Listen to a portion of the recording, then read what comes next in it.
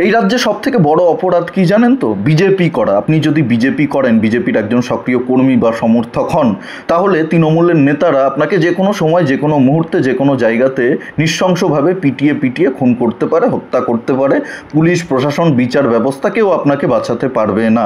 আপনার পরিবার বিচারের আশাটুকু করতে পারবে না। এটা আমাদের রাজ্যের একটা অলিখিত আইন হয়ে গেছে, নিয়ম হয়ে গেছে। সরকার প্রশাসন তৃণমূল নেতাদেরকে লাইসেন্স দিয়ে দিয়েছে বিজেপি নেতাদেরকে হত্যা করার।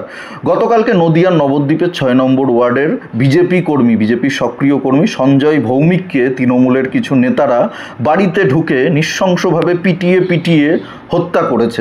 কারা করেছে আমি তাদের নামগুলো আপনাদেরকে অবশ্যই বলবো, কিন্তু অদ্ভুত ব্যাপার হচ্ছে এখনও পর্যন্ত পুলিশ, এই রাজ্যের পুলিশ, তৃণমূলের পুলিশ, চটিচাটা পুলিশ একজনকেও গ্রেপ্তার করেনি। যাদের বিরুদ্ধে অভিযোগ, যারা সঞ্জয় ভৌমিককে বাড়িতে ঢুকে নৃশংসভাবে খুন করেছে, তাদের একজনকেও পুলিশ এখনও পর্যন্ত গ্রেপ্তার করেনি। আর এটাই খুব স্বাভাবিক। গতকালকে যারা বাড়িতে ঢুকে সঞ্জয় ভৌমিককে পিটিয়ে পিটিয়ে নৃশংসভাবে হত্যা করেছে, তাদের নাম হচ্ছে জয় রায়, তারক পাল, নান্টু ও ঝন্টু। এই 4 জন তৃণমূল নেতা সঞ্জয় রায়ের বাড়িতে ঢুকে রাতের বেলায় সঞ্জয় রায়কে নৃশংসভাবে পিটিয়ে পিটিয়ে হত্যা করেছে। কিন্তু আমার প্রশ্ন বিজেপির কাছে, বিজেপির একজন কর্মী মারা গেল, খুন হলো, তাকে হত্যা করা হলো বাড়িতে ঢুকে। বিজেপি কি করছে? বিজেপির তো প্রথম এরকম কর্মী খুন হলো না। এই রাজ্যে সবথেকে বেশি বিজেপি কর্মী খুন হয়েছে এখনও পর্যন্ত তৃণমূলের হাতে, তৃণমূল নেতাদের হাতে। অন্য কোনো রাজনৈতিক দলের কর্মী সমর্থকরা এত খুন হয়নি যত বিজেপির কর্মী সমর্থক হয়েছে।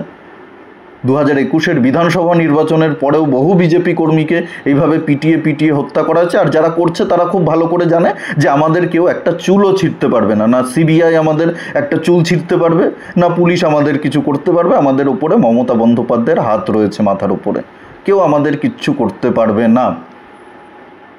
সেই জন্যই এরা বুক ফুলিয়ে ঘুরে বেড়াচ্ছে, বাড়িতে ঢুকে পিটিয়ে পিটিয়ে যারা বিজেপি করে তাদেরকে মেরে ফেলছে। লাইসেন্স দিয়ে দিয়েছে সরকার এদেরকে, প্রশাসন এদেরকে, যা ইচ্ছা তাই করো, বিজেপি করলে পিটিয়ে মেরে ফেলো, কেউ তোমাদেরকে কিচ্ছু করবে না। সেই কারণেই সাহস বেড়েছে। গত 2 দিন আগের কাকদ্বীপের ঘটনা আপনারা সবাই দেখেছেন, কিভাবে স্কুলে ঢুকে একজন প্রধান শিক্ষককে তৃণমূলের নেতা মারধর করেছে। সেই ভিডিও সবার সামনে এসছে, গোটা রাজ্যের মানুষ দেখেছে, গোটা দেশের মানুষ দেখেছে। তৃণমূল নেতার মস্তানি, কিভাবে একজন শিক্ষককে, প্রধান শিক্ষককে ছাত্রদের সামনে মারধর করা হয়েছে। তারপরে পুলিশ কী করলো? জামিনযোগ্য ধারা দিয়ে গ্রেপ্তার করে তাকে কোর্টে তুললো, 15 সেকেন্ডের মধ্যে জামিন পেয়ে গেল। বিচারপতিরাও একবার বিষয়টা খতিয়ে দেখলো না যে পুলিশ যে ধারাগুলো লাগিয়েছে, যে সেকশনগুলো লাগিয়েছে, সেগুলো কেন লাগিয়েছে, কিসের ভিত্তিতে লাগিয়েছে, আসল অভিযোগটা কি, কোনো কিছু খতিয়ে দেখলো না। 15 সেকেন্ডের মধ্যে কোর্ট বলে দিল যাও জামিন। পুলিশ যেহেতু জামিনযোগ্য ধারা দিয়েছে, পুলিশ যেটা করেছে ঠিকই করেছে। পুলিশ যদি জামিন অযোগ্য ধারা দিত তাহলে জেল কাস্টাডি দিয়ে দিত, জুডিশিয়াল কাস্টাডি, অথবা 7 দিনের পুলিশ হেফাজত বা 2 দিনের পুলিশ হেফাজত দিয়ে দিত, নাহলে জেলে পাঠিয়ে দিত। এটাই ভারতবর্ষের বিচার ব্যবস্থার আসল চেহারা, এটাই ভারতবর্ষের জুডিশিয়াল সিস্টেমের আসল চেহারা। অপরাধীরাও খুব ভালো করে এটা বুঝে গেছে যে আমরা যাই করি না কেন আমাদেরকে পুলিশ গ্রেপ্তার করবে, আদালতে তুলবে, আদালত হয় জামিন দেবে, না হলে 14 দিনের জেল হেফাজত দেবে, নাহলে 7 দিনের পুলিশ হেফাজত দেবে, খুব জোর হলে 3 মাস জেল খাটবো, 6 মাস জেল খাটবো, সরকারি টাকায় সেখানে থাকবো, দিব্যি খাবো, তারপরে আবার বেরিয়ে আসবো, জামিন হয়ে যাবে, আবার অপরাধ করব। এটা যারা অপরাধী তারা খুব ভালো করে বুঝে গেছে। আর তৃণমূল করলে তো কোনো জেলই হবে না, জামিনযোগ্য ধারা দেবে পুলিশ, আদালতে পেশ করলেই বেল, জামিন। সব থেকে অবাক লাগে যে বিষয়টা দেখে সেটা হচ্ছে বিজেপি নেতাদেরও কোনো মাথা ব্যথা নেই, কোনো হেলদোল নেই। যারা এসি ঘরে বসে রাজনীতি করেন, মিটিং করেন, প্রতিদিন 3-4টে এসি থাকে রুমের মধ্যে যাতে তাদের শরীরের তাপমাত্রা বেশি না হয়ে যায়, ঠান্ডা ঘরে বসে যারা রোজ মিটিং করেন তাদেরও কোনো হেলদোল নেই, তাদেরও কোনো মাথা ব্যথা নেই। কর্মীরা মরছে মরুক, কর্মীরা তো মরার জন্যই তৃণমূল কর্মীদেরকে মারবে। যদি এটা তৃণমূলের কর্মীদের সঙ্গে হতো, আজকে বিরোধী দলে তৃণমূল থাকতো, তাহলে মমতা বন্দ্যোপাধ্যায় কি ছেড়ে দিত? এই জন্যই বিজেপির কর্মীরা আস্তে আস্তে সাইড হয়ে যাচ্ছে, সরে যাচ্ছে। বিজেপি যারা আগে করতো তারা এখন অনেকেই বসে গেছে। এই কারণেই বিজেপি নেতাদের কোনো মাথা ব্যথা নেই, কোনো হেলদোল নেই। ওই একদিন মিডিয়াতে বাইট দেবে, এটা নিয়ে একদিন কথা বলবে, চর্চা করবে মিডিয়াতে, তারপরে সব ঠান্ডা, সবাই সব ভুলে যাবে। ড্রাইভার বলে এটা করেছে, রমেশ ড্রাইভার সারা গোটা পাড়াতে সবাইকে ভয় দেখা সাহায্যে আমাকে মেশিন আছে আমি মেরে দেবো। আর এই তৃণমূল করে বলে চেয়ারম্যানের রমেশ শাহ এটা পুরোপুরি সাপোর্ট করে, তাই পাড়া তারা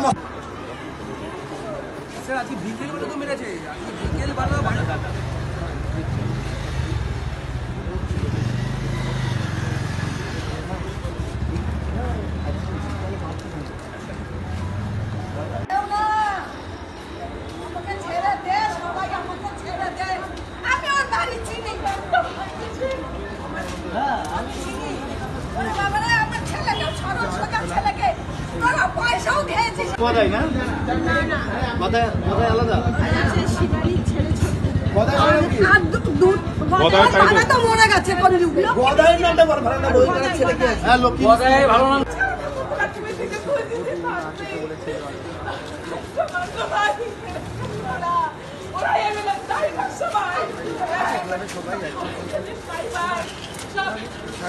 club, tiger club, royal staff আর সবুজ সংঘ, এরা চারটে ক্লাব এরকম অত্যাচার করে মানুষের উপরে।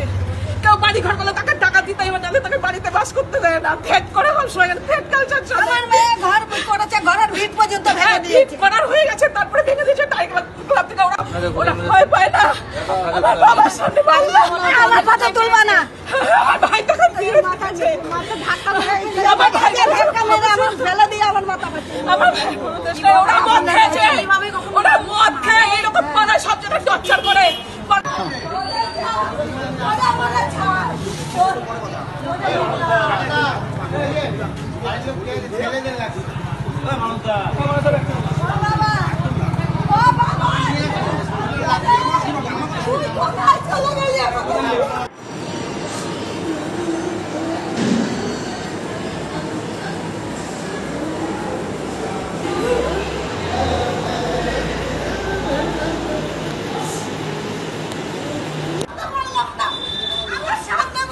কিছু করতে বললাম না, আমার সামনে মারলো আমি কিছু করতে পারিনি, আমার সামনে মেরেছে আমি কিছু করতে পারিনি। আমি এখন যাবো ওকে খুন করতে, আমি এখন যাবো, আমার সামনে মেরেছে ও, আমার গলায়, আমার ছেলের গলায়। ছোটু শিবানী নাকি ছোটু, একটার নাম ছোটু, টাইটেল জানি না, একটার নাম তাপস দাস, হ্যাঁ একটার নাম তাপস দাস, হ্যাঁ তাপসরা দাস। হ্যাঁ গতকাল 6 নম্বর ওয়ার্ডের আমাদের সঞ্জয় ভৌমিক বলে একজন বিজেপির কার্যকর্তাকে তৃণমূলের কিছু গুন্ডা বাহিনী, দুষ্কৃতী যারা দুর্বৃত্ত, তারা 7 স্টার ক্লাবে ঢুকিয়ে মারধর করে।